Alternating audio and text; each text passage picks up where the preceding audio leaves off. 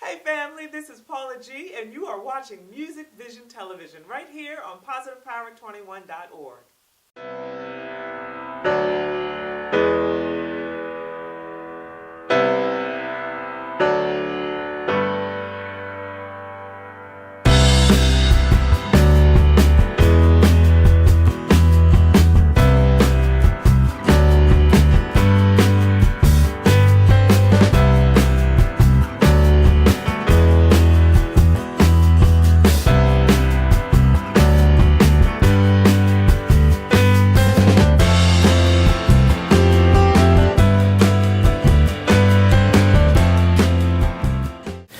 Hey family, welcome to my journey. I'm your host for today, Paula G, and with me is the next generation.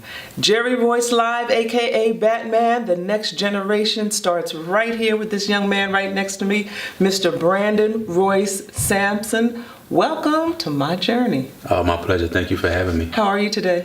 Blessed and highly favored. You know how to say blessed and highly favored. That's it. That's it.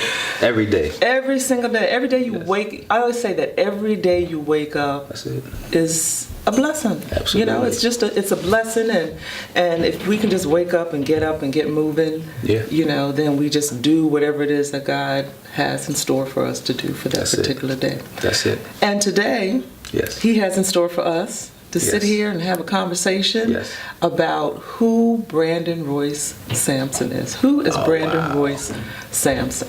You know, it's funny, before I answer that, I told myself I wasn't going to prepare for this interview. I wanted it to be free flowing. Absolutely. You know how sometimes, you know, you have your notes, you go over stuff.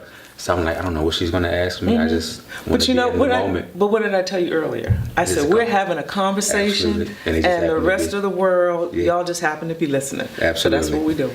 So who is Brandon Sampson? Royce Sampson is, first and foremost, a humble servant of God. Yes. I'm a Christ follower.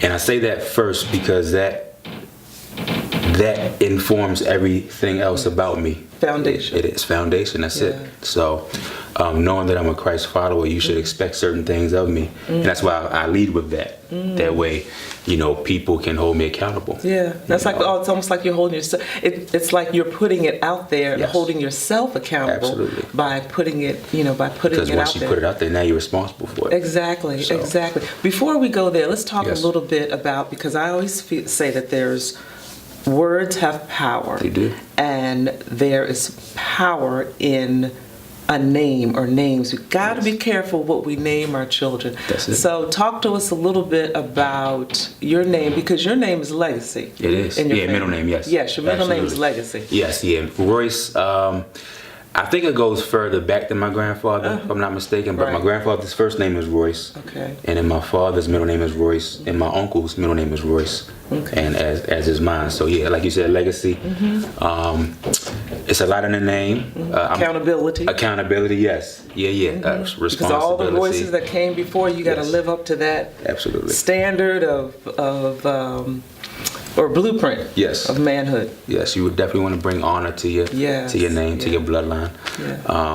So yeah, you know, I'm thankful for the vision, I guess, of whoever started it, and then I guess the adherence and respect of tradition of all the following people who kept it going. So I'm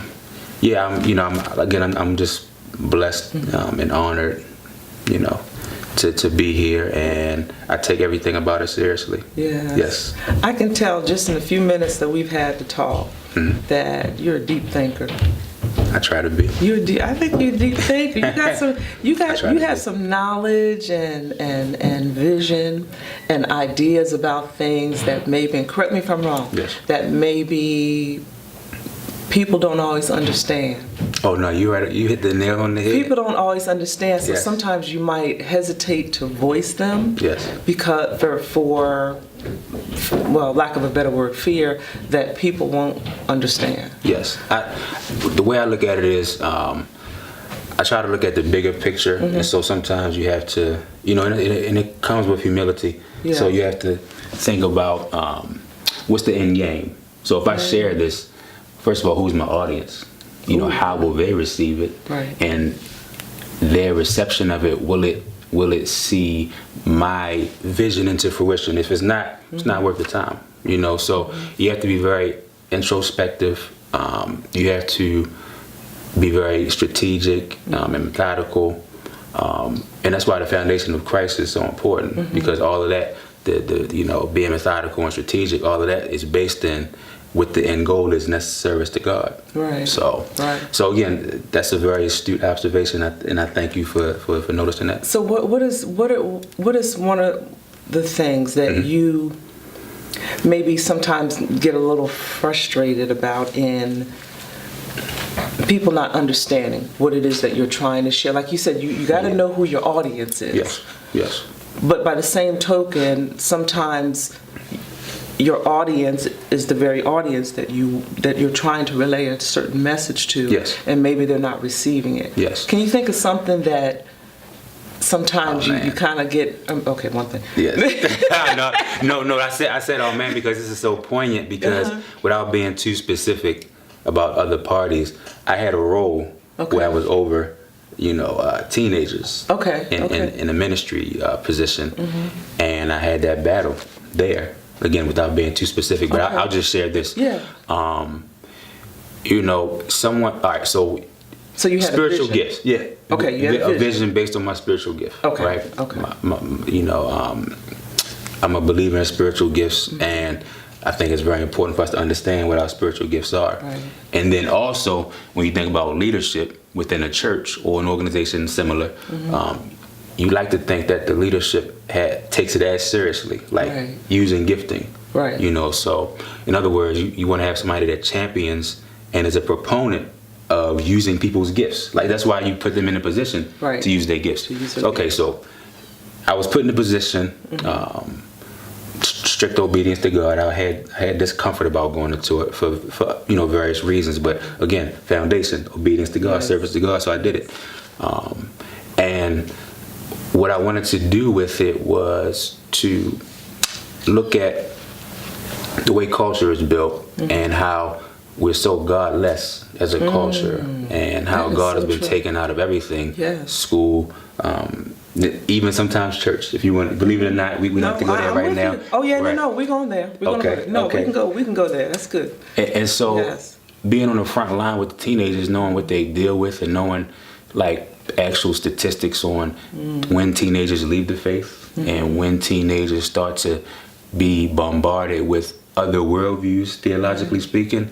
So in other words, I am attuned to that kind of stuff. And so I had visions in place to address it directly. And leadership, they wanted to be more sanitized, more charismatic in their approach. You know, we just want to uplift people and encourage them, and in my estimation, fill seats for whatever reason. And so having that battle, knowing that in my position I couldn't do all that I wanted to, I resigned, knowing that the relationships that I built with the teenagers, that I could assume them and grow them outside of that position, because it's only a title, you know. But my relationships, like that. It's only a title. My relationships are what matter. They're meaningful, and they have grown, you know, after my resignation. So, again, very astute observations, and thank you for allowing me to share that. I like what you said. I was letting you finish, but I like what you said about knowing when teens start to steer away from the church, because it sounds like, correct me if I'm wrong, sounds like you had the understanding, okay, at a certain point, generally speaking, the teens start to steer away, and at that point I have a strategy. Oh, that's deep. Absolutely. That is deep. Because again, if you think about it, even in school, what they call science, and it is science based, but they speak on evolution, or sometimes I've even heard of atheism being taught in schools. So that's a worldview which shouldn't be taught, because they took God out. We can't talk about Christianity because it's offensive. We're teaching atheism. We're teaching atheism, you know, packaged as something maybe like evolution, or I don't even know what another word for it would be. But wait, stop right there. Yes. That's a thought. Since we took God out of school, in a sense, we're teaching atheism. Yes. Ooh, absolutely. That's deep. I mean, and you can see not saying that things were perfect, but when God was in, but you could just see the deterioration of our values and just wickedness, man. Like I said, I don't want to go too deep. I'll go as deep as you allow me to with your questions, but I don't want to belabor a particular question. Okay. But I'll just say this. Again, being attuned to that, reading papers, reading white papers and studies and doing research and really, because again, when you have a passion and a gifting for something, to me, you take it seriously and you follow it through. Right. And so I was given this position that I took seriously, volunteer, that I spent hours on, like just because when I get before the teens, I knew. They're impressionable. You can't go in front of them with fluff. Absolutely. They're impressionable, and I know this is a time in their life, based on brain development, other research that I've done. Yeah, I love it. That stuff penetrates them and it affects them in a certain way. They're vulnerable to it, And it sticks with them. It sticks with them, and it could determine the decisions they make, which have other ramifications. So, yeah. So can you can you share what your strategy was? Like, okay, at a certain point, this is when they kind of steer away from the church. Yes. So I have a vision or a plan or a strategy as what needs to take place or what I feel needs to take place in order to steer them back. Oh, yeah, absolutely. It's funny. As much resistance as I received, I still was able to sneak in some things. And so one of the things I did was I started a video series that was supposed to be very linear in focus, which started with the question of, is there a God? Or how did we get here? Just very broad. How did any of this happen? Right. And so let me back up. The goal of the whole series was to provide evidence, enough evidence to make a strong enough argument to prove that there is a God. Right. We believe that He's the God of the Bible. Right. So then we say, okay, so what's the Bible? It's the word that He gave to man, that He breathed into man. Okay, so how do we prove the Bible's true? And then once we prove the Bible's true, or we give enough evidence to have a strong argument, then we go into who's Jesus. And then, again, you see how linear it is. So you start with the Creator. Right. So I was able to start with that. It kind of got derailed at a certain point, but that was a part of the vision to present a strong enough argument at the very basis. Creator of universe. Right. Okay, argument there. Who is He? God of the Bible. What's the Bible? Veracity of the Bible. Then you get to Jesus. Then you get to other questions that really hit home with us in our culture. Right. Again, because the goal was to have a foundation. Be forgiven of it, because a lot of times even people who say they're Christians don't have the foundation. Right. If you ask them why they're Christian, you won't get anything that's theologically sound. You'll just say, you might hear, I grew up in the church. Right. My parents were Christians. Right. They don't really understand what it means to be a Christian. Yeah, and like you said, a lot of it has to do with our culture and related to our culture. Absolutely. And speaking of culture, so as you're sitting here sharing, some of our viewers might be a little distracted because they're saying, okay, he's sitting there talking about Christianity. Yes. The brother got a Kofi on. I'm confused. So, talk to share with the audience. Well, I'm glad you brought that up. We actually spoke about this off camera. Right. And so I started wearing this. So the not the real reason, but the initial reason for me wearing this is because I'm growing my hair. I want to have twists. So I said, while I'm in the intermediate phase, and I don't know if I'm devoted enough to lock. I salute you for doing that. Your locks are beautiful. Thank you. I don't think I'm there yet. I'm having a commitment phobia. No, okay. Let me tell you. Let me pause right there. Yes. It took me 7 years to make the decision. Really? To lock it. Okay. So it is a journey. Yes. So I encourage you to. Take your time. I will. On that journey. I will. Who knows? Like, once I see the twist, I might say, this is me. And I might just say, let's go ahead and lock it. Right. But right now, I'm a little nervous. I got you. A little apprehensive. I ain't mad at you.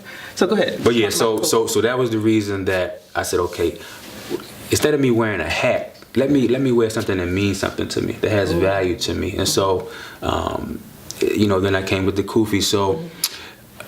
When I bought it, I was like, you know what? People are going to just assume that I'm a Muslim because this is what culture tells us. Yeah. This is what popular culture, this is what the media has showed us. Because I was like, have I ever seen any non-Muslim depicted in a kufi in anything that we see?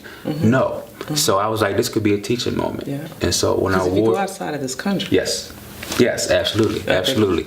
And so what people will realize if they do a little bit of research, it doesn't take a lot, that the kufi is a custom of West Africa, and it transcends religion. It really means, or speaks to, or is a symbol of, rather, wisdom and peace for elders, but any man could wear it. Right. But it's just, as you get older, you get wiser. So I like to think that as I get older, I get wiser because I seek wisdom. And the Bible tells us we seek it, He gives it freely. And so, absolutely. Again, teaching moment. I think it's a beautiful thing. I like to wear things that start conversation, not for the novelty of it, but for the enlightenment that's there. As I'm listening to you, you strike me as a man that there's a purpose for everything that you do. You don't do anything just for idleness. Yes, ma'am. There's a purpose, and as you take this journey, your journey through life, everything has a meaning, and everything has purpose. Absolutely. And it has some value. Yes. It has a value, even if it's something that you try that is successful. You have something that you try that maybe is not so successful. There's still value. In that journey. Everything. Of life. And I think you're such a wonderful example of a young man. How a young man should walk. I appreciate that. Thank you. You're walking in your purpose. Yes, ma'am. You're being true to yourself because you share the situation with the church. Yes, ma'am. So rather than compromise, you stay true to who it is that you are and what you believe and your values and so forth. And your journey is your truth. Yes, ma'am. And this is My Journey with Paula G right here on Positive Power 21. We're going to take a break. Be back in a moment. Hey family, this is Paula G and you are watching Music Vision Television right here on PositivePower21.org.